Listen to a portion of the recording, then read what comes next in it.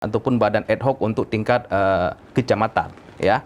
Dan lagi-lagi saya sampaikan bahwa ini tidak ada titipan-titipan karena kami mandiri, ya. Kami mandiri dan kami lembaga yang independen, mandiri, dan kami berhak sendiri dalam menentukan siapa petugas-petugas yang memang mampu untuk mengurus pemilu di tingkat kecamatan. Saya pastikan tidak ada titipan. Dan saya berulang kali berbicara di media, itu dengan proses JAT ini tidak ada lagi oknum-oknum yang titip-menitip.